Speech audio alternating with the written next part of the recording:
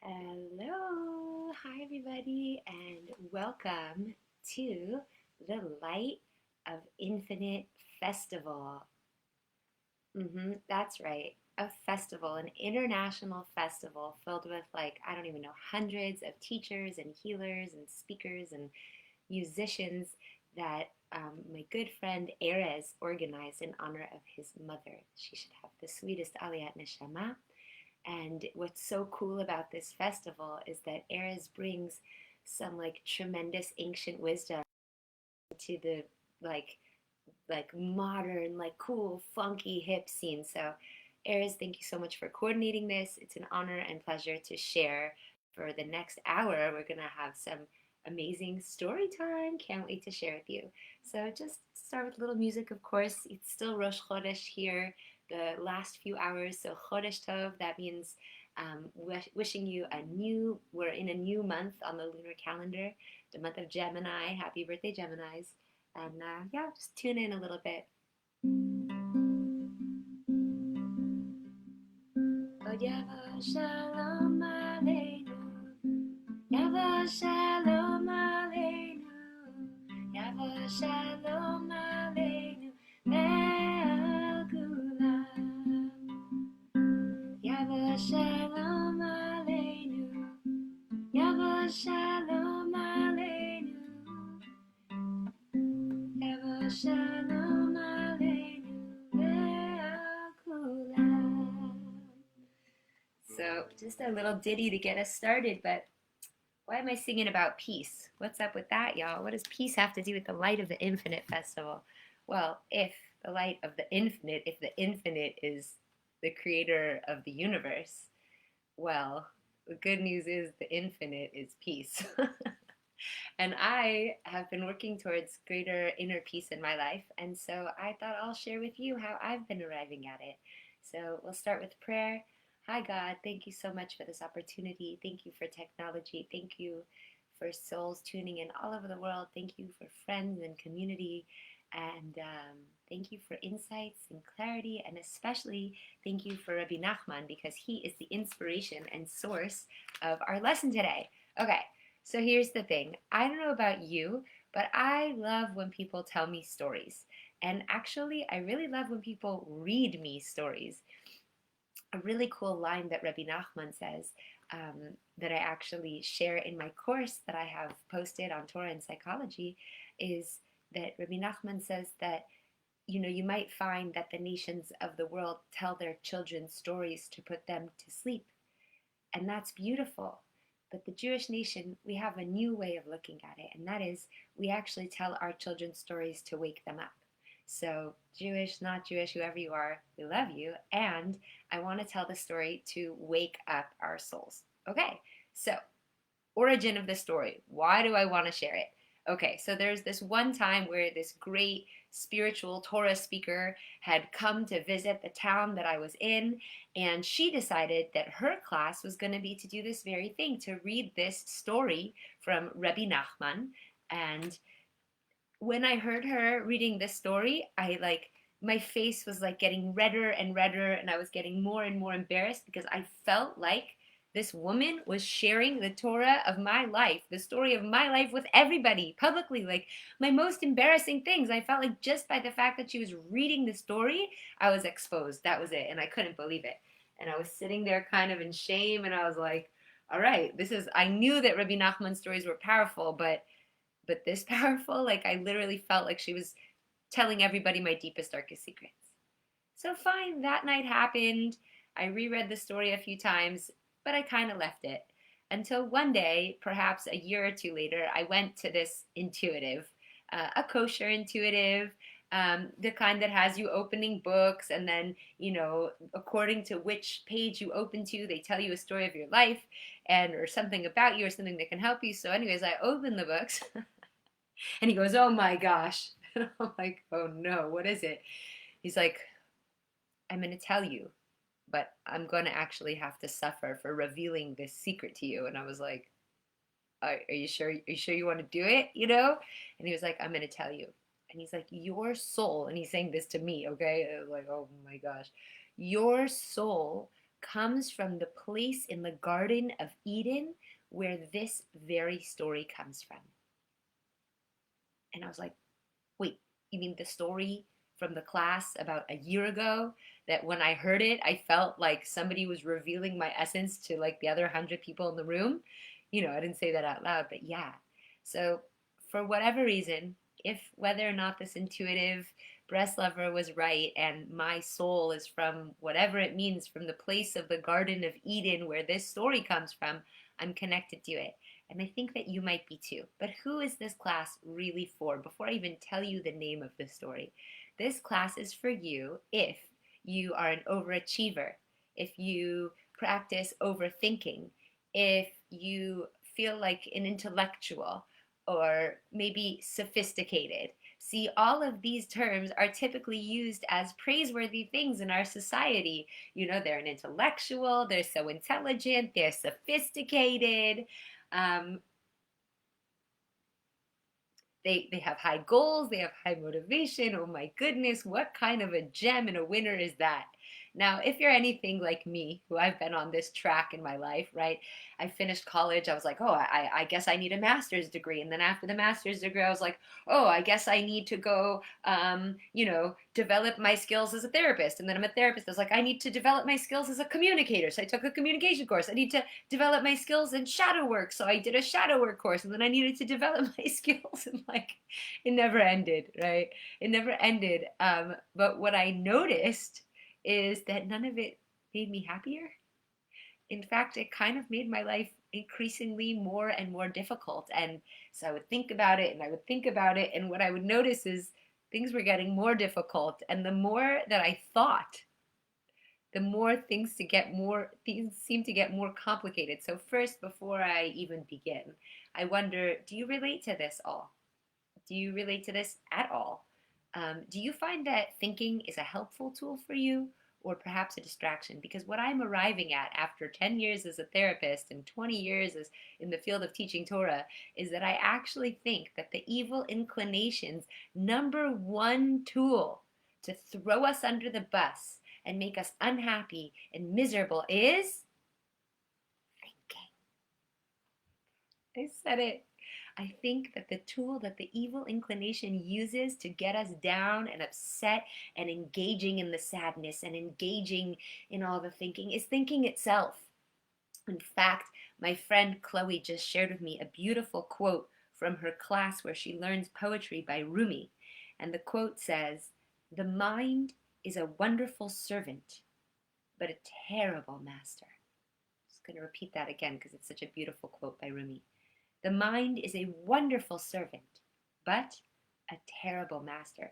So if thinking has got you, running around in circles in your brain, if thinking has you, in patterns of thought that are not helpful, if thinking has you in the past, like I mentioned in my class last night, what thinking does is it keeps us in the past, right? Where there is regret, resentment, or if thinking has you in the future with anxiety and worry and fear, then clearly thinking is not serving us that much.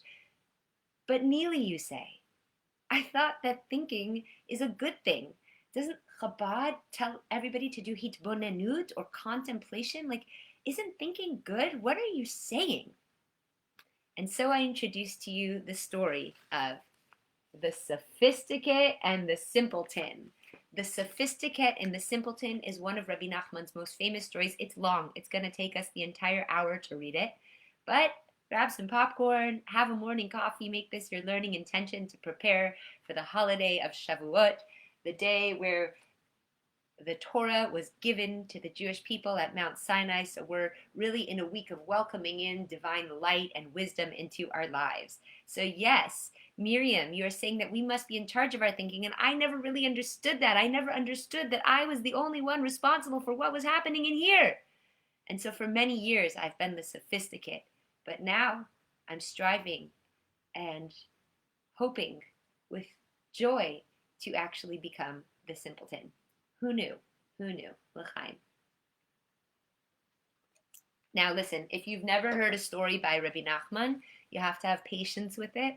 Some parts just aren't going to make sense because really these are simple stories that have encoded within them Kabbalistic wisdom and deep, profound teachings from the Zohar. So have patience, sit back, relax, and enjoy the show. I'm going to read you the story of Rebbe Nachman's The Sophisticate and the Simpleton. There once were two homeowners who lived in the same city.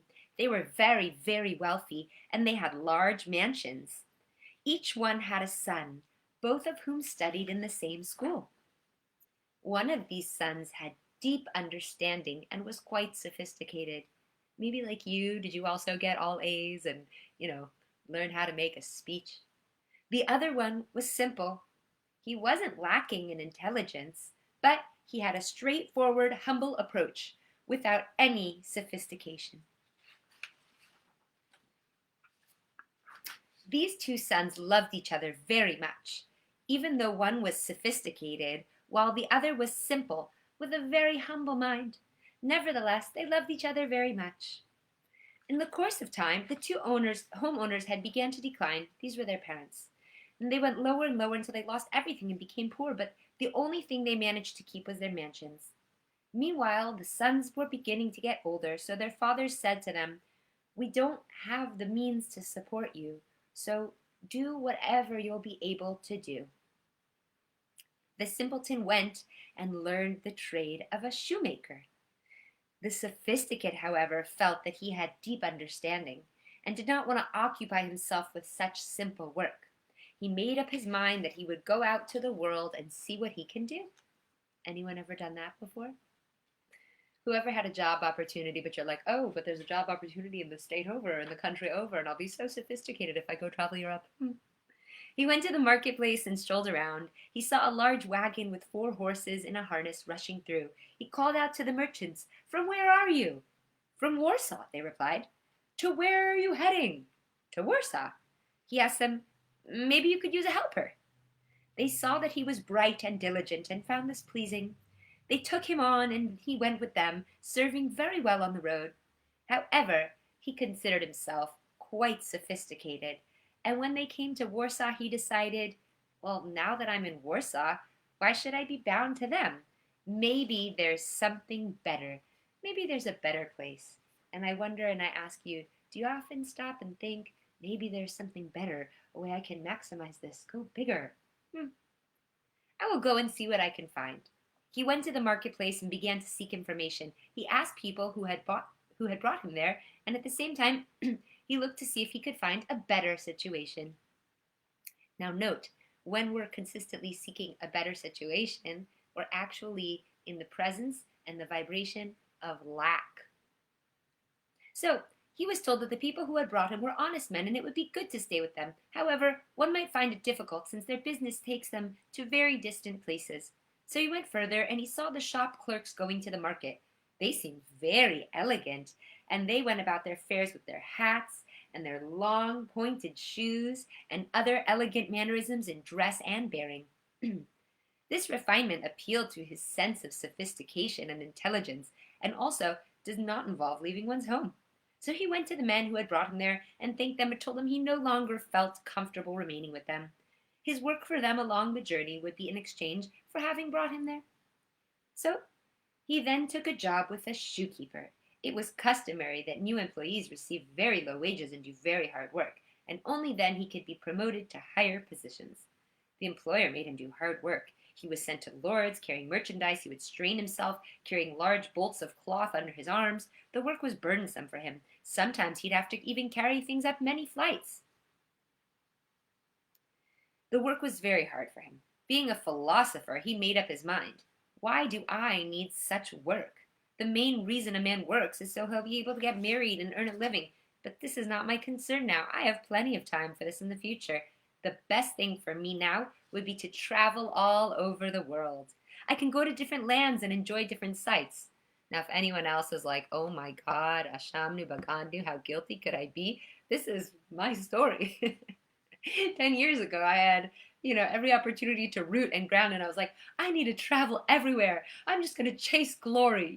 I didn't realize I was doing that. But anyways, he went to the market and saw merchants traveling on a large coach. He asked them where they were going. To the Gorna.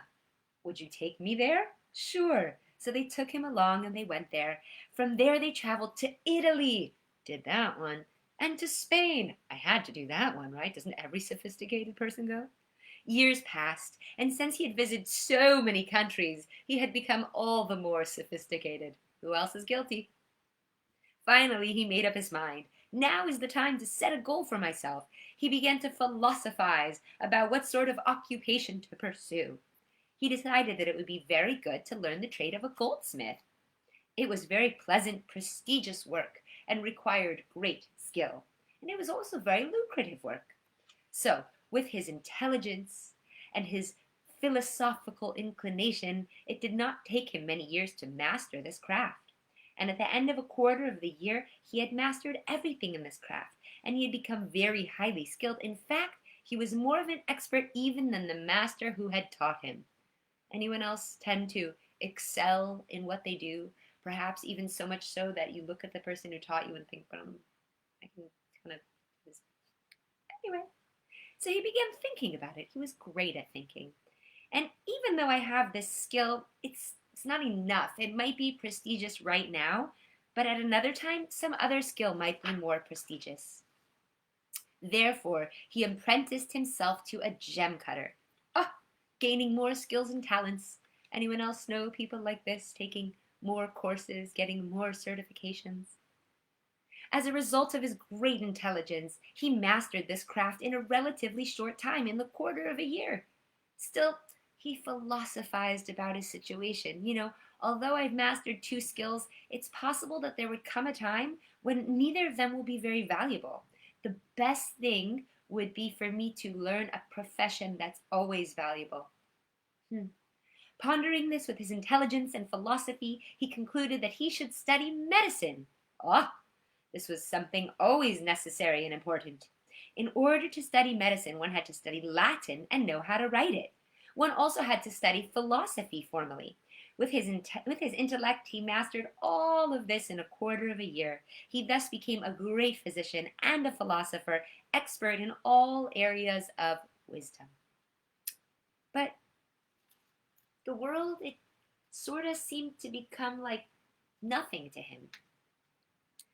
Through his wisdom, he had become a great craftsman, intellectual, and a physician, and everyone in the world sort of seemed like nothing. He made up his mind that the time had come for him to seek his goal in life and get married. But he said to himself, if I marry a woman here, who will know what I've accomplished? I must return home. Then they will see what I've accomplished. I left as a young lad, and now I have attained such greatness. He therefore headed home. However, he was very miserable along the way, since he was so sophisticated that he could not find anyone with whom to speak. Now just maybe think with me, if you're that overachiever, that intellect, you go to a party and you're like, oh, everyone is so blithe and pithy. I don't even know if those are words, but that vibe where it's like, why isn't anyone on my level? Or is there anyone here that is good enough? Okay, that sounds very LA and silly, but if we're being honest with ourselves, maybe those of us who associate with this sophisticated attitude can uncomfortably vibe a little bit.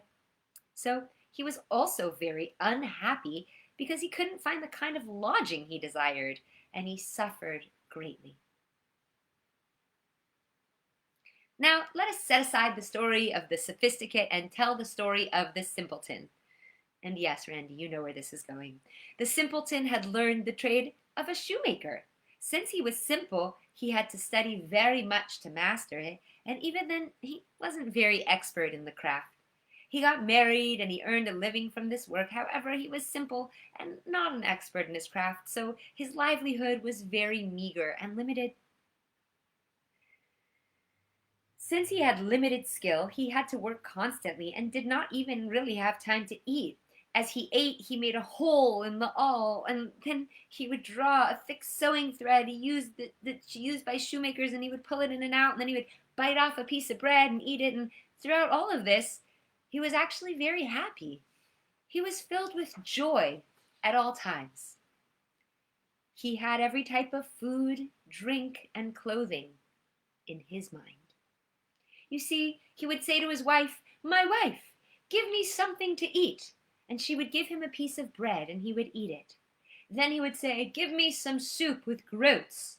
And she would cut him another slice of bread. He would eat it, speaking highly of it, saying, "How nice and delicious this soup is." He would then ask her for some meat and other good food, and each time he asked, she would give him a piece of bread. He would enjoy it very much and praise the food highly, saying how well prepared and delicious it was. It was as if he was eating the food he had asked for. And actually, when he ate the bread, he would taste in it any kind of food he wanted. This was because of his simplicity and great happiness. He would also ask his wife, "My wife, bring me a drink of beer," and she would bring him some water. But he would praise it and say, "How delicious is this beer?" And he would say, "My wife, give me some honey wine," and she would give him water, and he would speak highly of it. "Give me some wine," or other beverages, and each time she would give him water, but he would enjoy it and praise the beverage as if he was actually drinking it. And the same was true of clothing. Between them, the only outer garment he and his wife had was a sheepskin coat. Whenever he wanted to go to the market, he would say to his wife, "Give me the sheepskin," and she would give it to him. When he wanted to wear a fur coat to visit people, he would say, "My wife, please bring me the fur coat," and she would give him the sheepskin. But he would enjoy it and praising, saying, "What a nice coat this is." When he needed a caftan to go to synagogue, he would ask her, "My wife, give me the caftan," and she would give him the sheepskin, and he would praise it. "What a nice, beautiful caftan this is." Similarly, when he needed a silk coat, she would give him the sheepskin. He would enjoy it and praise it. "What a comfortable silk coat." And this was true no matter what happened. The simpleton was always filled with happiness and joy for whatever he had, because he wasn't always thinking about what could be better or what could be bigger or how he was perceived.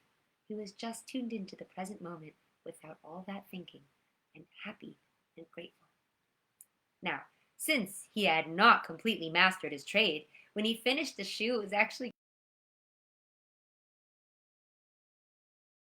very highly of it, deriving much enjoyment from his handiwork. He would say, "My wife, what a beautiful, wonderful shoe this is.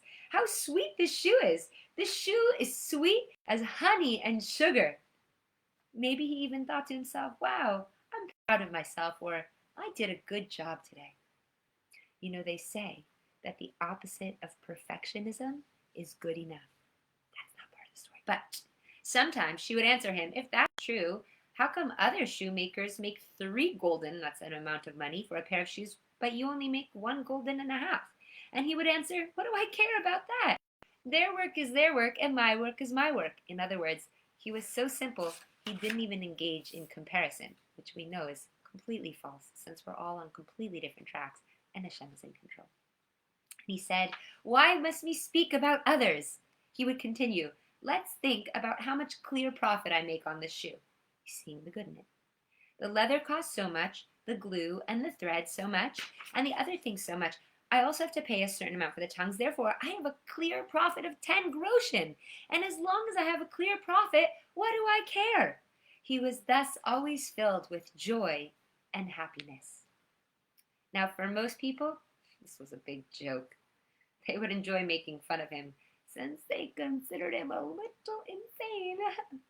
Can you imagine someone so happy with just one pair of clothes and same food every day and their simple profession of simple profit?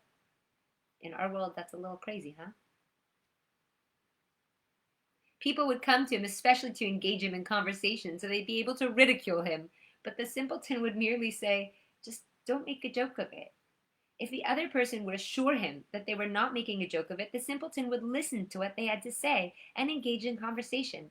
He did not probe into the other person's motives more deeply to see if this in itself might be a means of mocking him, since he was a very simple person and he avoided such sophisticated ideas. However, if he saw that the other's intention was clearly to mock him, he would say, "So what if you prove yourself smarter than I? You will still be a fool. What am I that it's such a great thing to be smarter than me? And even if you are, you'll first be a fool." So all of these were the ways of the simpleton. And now we'll return to the story. One day, there was a great commotion. The Sophisticate was turning with great status and wisdom. And the simpleton was overjoyed. He rushed to join the crowd that was greeting the Sophisticate, saying to his wife, "Quick, give me the silk coat. I want to meet my friend. I want to see our old buddy." So she gave him the sheepskin, and he ran to greet his old friend. The Sophisticate was traveling with great pomp in a huge coach. The simpleton greeted him with love and with joy. "My brother, my best friend, how have you been doing? Thank you, God, for bringing you back. Whew! I am so happy I'm able to see you. Thank you, God, that I'm able to see you." And the Sophisticate considered even the whole world to be as nothing, as we've seen. Someone like the simpleton appeared to him like a madman. However, because of their friendship in their youth, he was friendly to him and rode with him into the city. While the Sophisticate had been abroad, the two homeowners had died, leaving behind their mansions. The simpleton remained home, so that when he inherited his father's mansion, he lived in it. The Sophisticate, however, was abroad, so there was no one to care for the mansion. Thus, the Sophisticate's mansion was neglected and in ruins, and nothing remained of it. So when the Sophisticate returned, he had no place to live, and he had to stay at an inn. So I tell you, just on a personal note, like, I moved away from LA to Israel, and that was a beautiful decision. But there is like a moment of heartbreak when I come back, and all the people that I grew up with are still friends, and they have each other as a support system, and they're like best friends. They've been together since elementary school or high school, or because they all stayed. And there's a place in me that the heart sinks, because like, wow, how beautiful. They just simply stayed put and look. So anyways, so then the Sophisticate had nowhere to stay. He had no place to live, and he had to stay at an inn. However, the inn was not to his liking, and it was very miserable. And this also, maybe you're not a sophisticated, maybe you're not intellectual, and maybe you're not an overthinker and overachiever, but maybe you're fancy. Maybe you've set high standards in this Western world with everything that, everything we can have, and maybe camping would seem anathema to you, but like only staying in a fancy hotel, and if you're not in a fancy hotel, it's like, beneath me. And so what happens? It's miserable, and therefore he was miserable. Now, the simpleton, you ever have that experience where like nothing seems to make you happy? Well, here's your story. The simpleton now had something new to do. Whenever he had a chance, he would leave the house and run to the Sophisticate with love and joy. He noticed how unhappy the Sophisticate was with his quarters. So the simpleton said to the Sophisticate, "My brother, come to my house. You could stay with me. I'll move all my belongings into one corner, and you can have full use of the rest of the house." The Sophisticate liked the idea, so he moved into the simpleton's house and stayed with him. But the Sophisticate was always miserable, because it became known that he was very brilliant, as well as a very fine craftsman and a very highly skilled physician. So one day, a nobleman came and commissioned him to make a gold ring. He made a very exquisite ring, engraving it with detailed images. Now, the pattern engraved on the ring was an exquisite tree. However, when the nobleman came for it, he was not pleased at all with the ring. The Sophisticate was very miserable, since he knew that if he had made such a ring with a tree in Spain, it would be very precious and highly regarded. Another time, an important landowner came and brought him a very valuable gem from a distant land. He brought another gem that had an image engraved on it and commissioned him to reproduce one image onto the image onto the gem he had bought. So the Sophisticate was able to reproduce the image exactly, with the exception of one minor detail that no one else but himself would ever notice. When the landowner returned and took this gem, he was very pleased. But the Sophisticate, however, was very miserable because of his mistake. What good is my skill if I can make an error? Do you see how he's like seeing the bad in everything, or he's held himself to such high standards or expectations that the other side is just disappointment? This happens to me sometimes when I teach classes. People are like, "Wow, that was amazing," and I'm like, "That sucked, that was awful, that was terrible." And it's like, what sort of expectations and standards am I holding to that they're all happy and I'm miserable? Hello. So anyways, his medical practice also brought him great misery. But look, with all this thinking and sophistication, everything brought him misery, and we'll talk about why later. Often he came to a sick person and gave them remedies. He knew that if the patient were to survive, he would be healed through these remedies. Yet there were cases where the patient died and people would blame him. This made him very miserable. Ugh, it's even hard for me to say this. On the other hand, there were cases where the remedies that he gave his patients were effective and they recovered, and in such cases, however, people would say that it was just a chance occurrence and the patient would have recovered without this treatment, and the Sophisticate was therefore always full of misery. The same happened when he needed clothing. He summoned a tailor, and he struggled to teach him how to make the type of garment that he was familiar with. The tailor finally got the point and made a garment exactly as he wanted. The only flaw was that one of the lapels was not lined up exactly right. Sophisticate was very upset. Here, the garment may be considered nice, since people don't know better. But, he said, if I were in Spain with such a lapel, it would just be a joke. People would consider it ridiculous. This only added to his misery. The simpleton would constantly run to the Sophisticate in joy. When he found him miserable and full of grief, he would ask, "But why should a brilliant, wealthy person like you always be so miserable, and here I am filled with joy?" The Sophisticate considered the question ridiculous and thought that the simpleton to be a madman. But the simpleton said to him, even if ordinary people mock me, they're fools, since even if they're smarter than I am, well, they're the first fools. And this is even more true of a brilliant person like you. If you're smarter than I am, so what? The simpleton then spoke up and said to the Sophisticate, "If only you could reach my level." The Sophisticate replied, "It's very possible that I can reach your level. Heaven forbid. I could lose my intelligence, I could become ill, heaven forbid, or I could become mad. And after all, what are you, a madman? But for you to attain what I have is truly impossible. You could never be as intelligent as I am." Quietly thinks everybody who's smarter looking down on anyone else. The simpleton answered, "For God, everything is possible." And that's part of being simple, by the way. In the wink of an eye, I can attain everything that you have. The Sophisticate laughed at this very much, right? Because the Sophisticate has to think, what's possible, what's not possible, can it be attained, how could I do it? The simpleton's like, why, Hashem, Kol Yachol, everything is possible with God. So, people had given the two sons surnames. One was called the Sophisticate, while the other was called the Simpleton. Okay.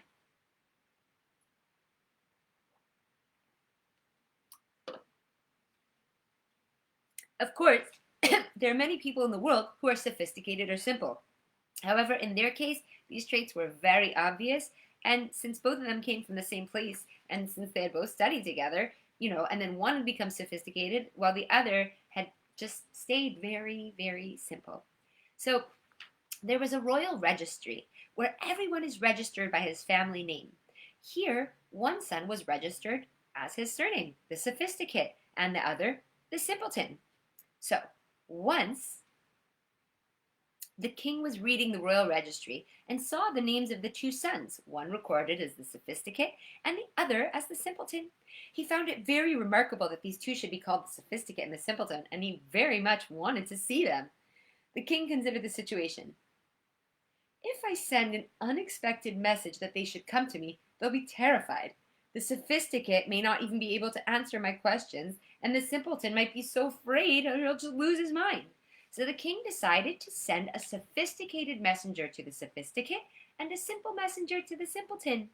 There was, however, a problem in finding a simple person in the capital city where most people are very sophisticated.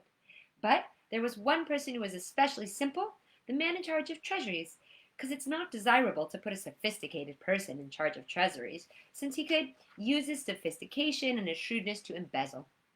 Therefore, a particularly simple man was placed in charge of the treasuries. So, the king summoned a sophisticated man and the simple man who was the treasurer and sent them to the two sons, and he gave them each one letter. He also gave them letters to the governor of the district where these two sons resided. In this letter, he ordered that the governor send notes to the Sophisticate and the Simpleton in his name so they not be afraid. The governor should write to them that this was not a particularly important affair, and the king was not actually ordering them to come. It was up to them, and if they wanted, they could come. However, the king wished to see them. So the sophisticated messenger and the simple one both set off, and they came to the governor, giving him the letters. The governor asked them about these two sons, and he told them that they had been informed that the Sophisticate was extraordinarily brilliant and very wealthy, and the Simpleton, on the other hand, was extremely simple, and he used a sheepskin for whatever garment he needed. So the governor decided that it would certainly not be proper to bring the Simpleton to the king in a sheepskin, so he therefore had proper clothes made for them and placed them in the simple messenger's coach. He gave the messengers the letters and that the king had ordered. The messengers continued on their journey and arrived. The sophisticated messenger gave his letter to the sophisticate, while the simple messenger gave his letter to the simpleton. As soon as the simpleton got his letter, he said to the messenger who delivered it, I don't know what the letter says. Can you read it for me, please? And he says, of course, I'll tell you what it says. The king wants you to come to him. The simpleton's like, you're not playing a joke on me, are you? He's like, it's absolutely true. I'm not joking at all. The simpleton was overjoyed. Wow, something to celebrate. He ran and told his wife, my wife, the king has sent for me. Why? Asked the wife. What reason could he have possibly sent for you? But the simpleton didn't even care to think about it, didn't have time to answer. He joyfully rushed out and immediately left with the messenger. When he got on the coach, he found the clothing there, and this made him even more happy. He was just happy for every little thing he had, every little blessing. Meanwhile, the governor was accused of a crime, and the king had him removed from his position. The king thought it over and decided that it would be best if the governor was also a simple person, who would not know of sophistication and deceit, and would therefore run the country truthfully and honestly.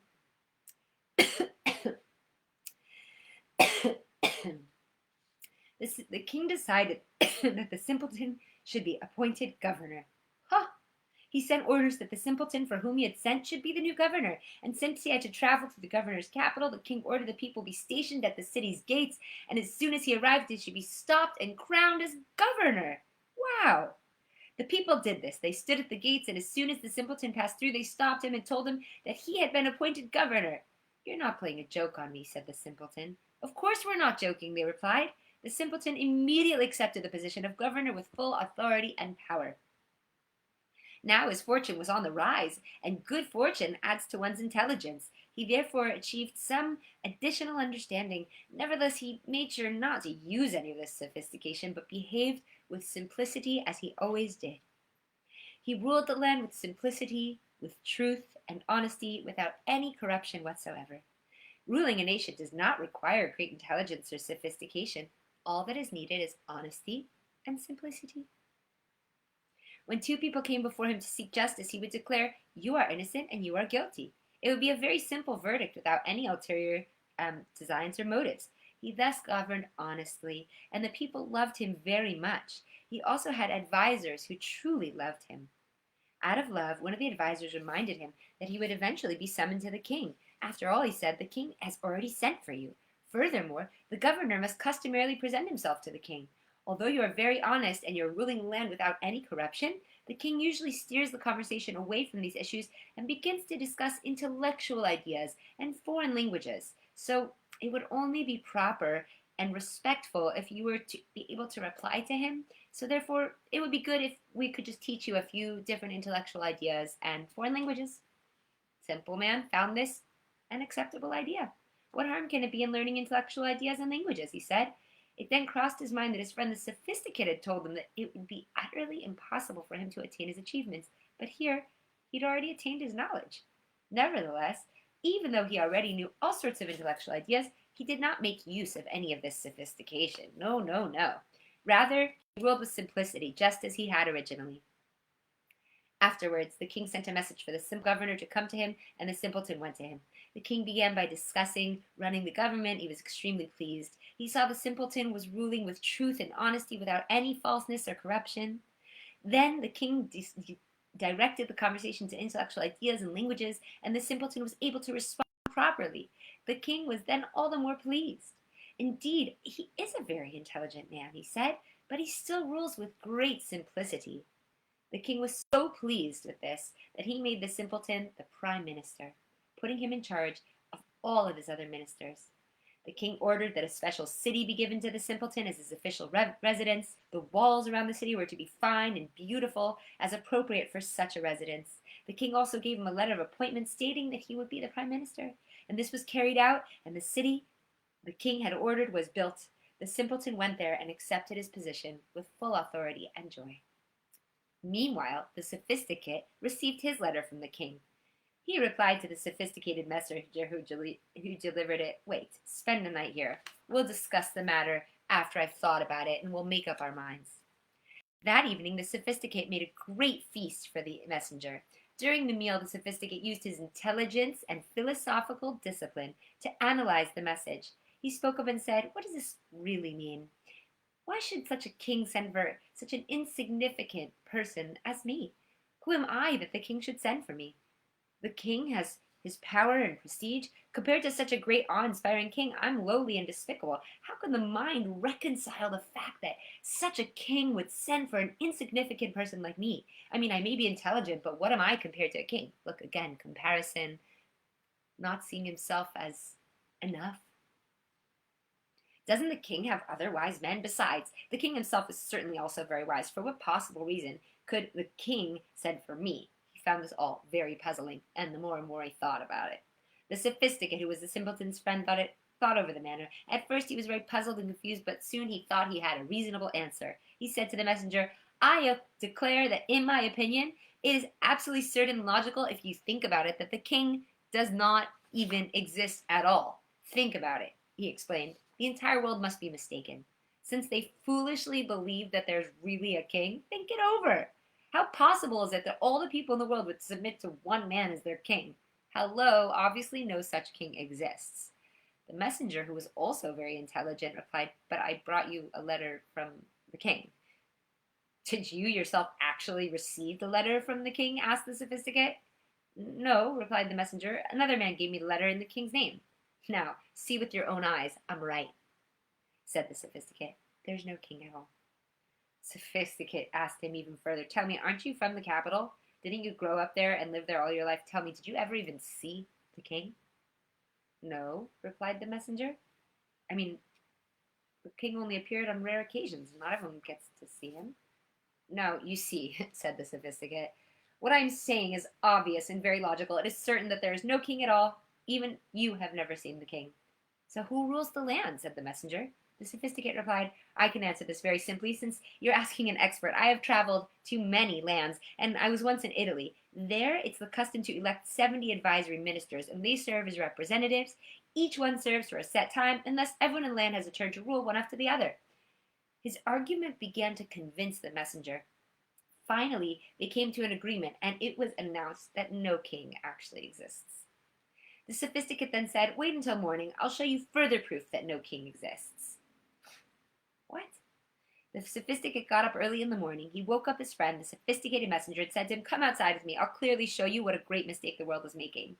The truth is, there is no king at all. Everyone's making a great mistake." They went out to the market and saw a soldier. They took hold of him and said, "Who do you serve?" The soldier said, "The king." "As long as you've lived, have you ever seen the king?" "No." "See, is there anything more foolish?" they declared. Then they approached an army officer. They entered into conversation with him. They finally said, "Whom do you serve?" "The king." "Have you ever seen the king?" "No." "You could see it with your eyes," declared the Sophisticate. "Everyone is clearly in error. In all the world, there's no king at all to serve." They thus both agreed the king did not exist. The Sophisticate then spoke up and said, "Come, let us travel around the world. I want to show you how the entire world is caught up in this great error." They set out and traveled around the world. Wherever they came, they found people in error. When you get sophisticated, everyone else just kind of seems less right. They used the idea of a king as an example. Wherever they found people in error, they took the king as a paradigm. "This idea of yours is as true as the idea that a king exists." They continued traveling until they had used up all their wealth. So first they sold one horse, then another. They had sold them all, and then they had to travel by foot. And they were always analyzing people's beliefs, and they found people to be in error. They had become poor, and they had to go on foot, so they also now lost all their status, and they didn't have any status at all since people wouldn't pay attention to paupers like them. As things turned out, they traveled all over until they finally came to the city where the prime minister lived. He was the simpleton, the one who had been the Sophisticate's friend. In that city there lived a true miracle worker. He was considered very important because of the miracles that he had performed. He was very important and famous even amongst the ministers. So the Sophisticate and his companion came to the city, and they wandered around until they came to the miracle worker's home. They saw many wagons there, 40 or 50, with sick people. The Sophisticate assumed that the physician lived there, since He was also a skilled physician. He wanted to go in and become acquainted with the other one. Who lives here? Said the Sophisticate. A miracle worker, answered people. He said to his companion, what tremendous falsehood and error. This is even more foolish than the belief that there's a king, my friend. Let me tell you about this falsehood and to what extent the world falls with this ridiculousness. Meanwhile, they became hungry, and they discovered they had just 3 or 4 groschen. So they went to a public kitchen where food could be brought for even as little as that much, and they ordered food and were served. While they were eating, they spoke about the miracle worker and made fun of the concept, saying how false and foolish it was. The restaurant owner overheard their words, and he became very angry. The miracle worker was very highly esteemed in this area. Eat what you have in front of you, and then get out of here. Then the miracle worker's son came in. They continued to make fun of the miracle worker in his son's presence. The restaurant owner rebuked them for making fun of the miracle worker while his son was there, and finally he beat them soundly and threw them out. They were very angry, and they wanted to sue the restaurateur for beating them. They decided to go to the innkeeper where they had just left their luggage to seek advice as to how to obtain justice for what had happened. They came, and they told him that the owner of the public kitchen had beaten them very severely. When the innkeeper asked them why, he said because they'd spoken against the miracle worker. It's certainly not right to beat people up, he said, but you did not act properly in speaking against the miracle worker. The miracle worker is very highly esteemed here. They concluded that there was nothing to the innkeeper either. Dismiss, dismiss, dismiss. He was also deluded by this superstition, so they went to the town clerk. The town clerk was a Gentile. They told him the story that they had been beaten. When the town clerk asked them why it happened, they replied that because they'd spoken against the miracle worker. The town clerk then beat them soundly and had them thrown out of his office. They went from place to place, from one official to a higher official, until they finally came to the Prime Minister. Guards were stationed in front of the Prime Minister's residence. They told the Prime Minister that the people wanted to see him, and they bid him enter, and he bid them enter. The Sophisticate came in before the Prime Minister. As soon as they entered, the Prime Minister recognized that this was his old friend, the Sophisticate. The Sophisticate, however, did not recognize him, since he was now such a great person. The Prime Minister immediately said to him, "Look at my simplicity. It brought me such greatness. But what did your sophistication bring you?" And this is a great question for us to ask ourselves. Look at my simplicity. It has brought me such greatness. But what has your sophistication brought you? More misery? That you are my old friend the simpleton, replied the Sophisticate, can be discussed later. Now I want justice for you having been beaten. So why did it happen? Asked the simpleton. Because I spoke against the miracle worker. I said that it was superstition and great fraud. The simpleton, who was the Prime Minister, spoke up and said, "You still hold by your sophistication? See, you said that you could achieve what I have very easily, but I would never be able to attain what you have. But I more difficult for you to achieve my simplicity." Nevertheless, since the simpleton knew him from a long time ago, he ordered that the Sophisticate be given clothing, and he invited him to eat with him. During the meal, they began to converse. The Sophisticate began to argue his case that there's no king. The simple Prime Minister rebuked him. "I myself have seen the king." The Sophisticate laughed and asked, "Are you certain that was the king? Did you really recognize him? Do you know if his father and his grandfather were kings? How do you know that he was really the king? People only told you that he was the king. They fooled you with their lies." The simpleton was very, very angry about what the other was saying, denying the king's existence. In the middle of this, someone came and said, "The devil has sent for you." The simpleton began to tremble very, very much. He ran and told his wife that he was very much afraid, since the devil had sent for him. His wife advised him to send for the miracle worker. When they sent for him, the miracle worker came and gave him amulets and other means of protection. He said, "Now you have nothing to fear." He had great faith in this. Later, the Sophisticate and the simpleton were sitting together, and again, the Sophisticate said to him, "Why are you so frightened?" "Because the devil has sent for us," replied the Sophisticate. The Sophisticate laughed and said, "What, do you really believe in the devil?" "Well, who then sent for us?" asked the simpleton. The Sophisticate spoke up and said, "It was most probably my brother who's trying to see me. He sent for me with that pretense." "And how did he get through the guards?" said the simpleton. "He must have bribed them," said the Sophisticate. They purposely lied and said they did not see him. In the middle of this conversation, someone came again and said, "The devil has sent for you." The simpleton was not afraid at all, since he had protection and trust, and the miracle worker had given him. "Now what do you say?" he declared to the Sophisticate. "Now what do you say?" "I have a brother who's angry with me," the other answered. "He's just pulling a trick to frighten me. He stood up and asked the one who would come for them, 'What does the one sent for us look like?' What does his face look like? What color hair does he have? He asked a few more similar questions. The messenger gave a description. This is the exact description of my brother, said the Sophisticate. So will you go with him? Said the simpleton. Sure, replied the Sophisticate. Just give me a few soldiers and an escort so he won't harass me. The simpleton provided him with an escort. The Sophisticate and his companion went with the messenger who had come for them. Soon the soldiers returned. Where are the Sophisticate and his companion? Asked the Prime Minister. The soldiers replied they did not know, since the two had vanished. You see, the devil had captured the Sophisticate and his companion, and he had brought them to a quicksand bog. The devil sat on his throne in the middle of the bog, and he threw the Sophisticate and his companion into the mud. The bog was thick and sticky like glue, and they could not move in it at all. When the devil and his cohorts began to torture these two Sophisticates, they screamed out, Fiends! Why are you torturing us? Does such a thing as a devil really exist? You're fiends, and you're just torturing us for nothing. You see, the two Sophisticates did not believe in the devil. They thought they were just wicked people who were torturing them for no reason. You know, when we're in our misery and in our upset, it's so easy to not realize, like, where it's coming from, you know. But the more we're in disbelief and in doubt and in question and intellectualizing, the thicker the fog and the bog sand gets. The two Sophisticates remained in the bog, and they tried to analyze their situation. What does this mean? They said. These are common hooligans. We argued with them once, and now they're torturing us so much.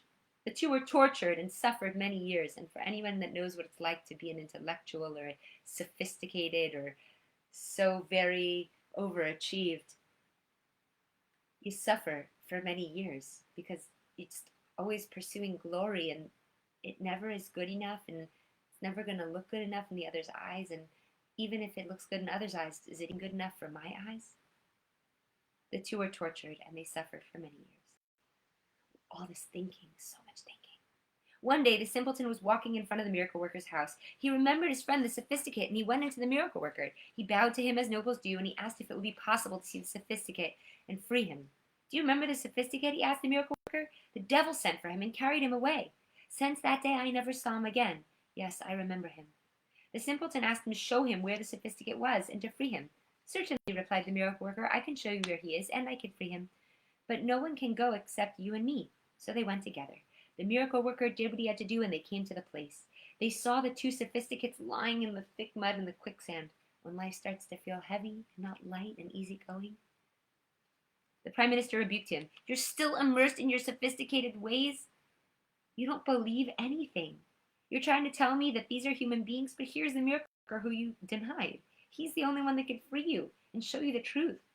The simpleton, who was the Prime Minister, asked the miracle worker to free them and show them that this was really the devil and not a human being. The miracle worker did what he had to do, and they were suddenly standing on dry land. The bog simply vanished, and the evil spirits turned to dust. The Sophisticate saw it all, and he was forced to admit that there was a king. The Rebbe's lesson, which discusses simplicity, is a commentary on the story. It teaches that the object of, here we say Judaism, but for anyone watching, connecting to God, is not sophistication and chasing glory and titles and power and pride, but rather simplicity, straightforwardness, honesty, truth, and joy for all the myriad of infinitude, miracles, and blessings that are happening to us in every moment. After telling this story, Rebbe Nachman declared, if a prayer is not said properly, it's a triangular shoe. Now that's vague and mysterious. We'll leave that for whoever can do in-depth study. Think about the story itself. A person can have bread, water, and sheepskin and have a better and happier life than most of the sophisticated and wealthiest people in the world, since the latter always tends to be miserable. In the end, things turned out the best for the simpleton, who was always satisfied with what he had and was constantly cheerful. But the one who was sophisticated, thought too much, and was always troubled, he was constantly miserable. He never enjoyed life, and in the end, he can be totally destroyed. His only hope is that the simpleton will have pity on him and help him. Besides this, the story also contains very deep mysteries. Throughout these stories are the great mysteries of the Torah, of the Bible. So, for anyone that was with us for the whole story, Mazel Tov, we made it through. Congratulations. For anyone that came in the middle, I encourage you to start over. This is one of the most profound stories of our lives, and it begs us to question our motives, our ambitions, our desires. It begs us to take a moment and see if all the misery or sadness, heaviness that we might be feeling, or just a lack of pride in ourselves, or a desire for simple happiness that seems so evasive, has it been eaten up by the power of what we said is our mind? From this quote from Rumi that we said, that the mind is a wonderful servant, but a terrible master. If the mind is in charge and it's running spin cycles on you, and it has you thinking, again, like we said in the beginning, thinking keeps us in the past, in regret or resentment, or in the future in fear, worry, and anxiety. That's like hanging out in that quicksand. It's always feeling heavy and it's never good enough. And then all that sophistication, what has that done? It's stolen our joy and our trust and our belief and our faith that everything is perfect. If you're watching this and you're going, but I love my sophistication and I love learning and I love my intelligence and it's so inspiring to learn, it's true. But the truth is, much as learning is wonderful, it's only wonderful if it's resulting in greater joy and simplicity. If it's making things more complicated, why are we doing it anyways, right? My teacher, Elizabeth Bast, and I've said this a few times lately because it's been the Torah of my life, said that when we're present, not because that's when we're not thinking, when we're present in the moment, the archives of the universe are present at our fingertips. When we're present, we're actually tuned in and connecting with God. It's a very simple blessing that we can achieve through simplicity. When we're here now, then we're here with God, and then we can just be grateful for the lungs that are breathing within my chest, and the brain that is still working within this skeleton, and these hands that work without me even commanding it, and the fact that I'm standing on a ball of water floating in space, hurtling 500 miles in air while spinning through an infinite universe. The miracles if we just get simple. For the light of the infinite to truly shine, maybe we want to just tune down that thinking a little bit and uplift the simple joy and faith, and check in and ask ourselves, am I pursuing glory for my ego, to have more advanced thoughts so I could be better than somebody, God forbid? Or can I pause and say, hey, the deepest work I can do right now is just to be simply present and simply grateful and simply joyful, because what better service of God could we do than to be in simple joy and trust of the King? So thank you so much for tuning in with me. I hope that you enjoyed the story of the Sophisticate and the Simpleton.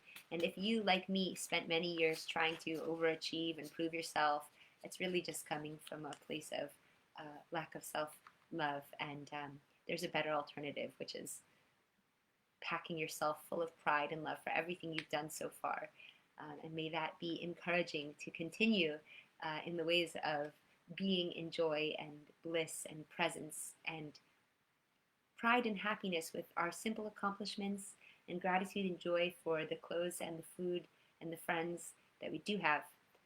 Please God, may this consciousness of simplicity enliven us and enlighten us and heal the advanced intellectualism of the Western world, so that we can all just simply rejoice with, again, the multitudes of infinite miracles and blessings that we all already have. Cheers again to the Light of the Infinite Festival. Thank you, Erez. May your mother and my mother have high soul ascensions, and thank you also, Rebbe Nachman. Thank you for watching. Okay, Laila Tov. Have a great night.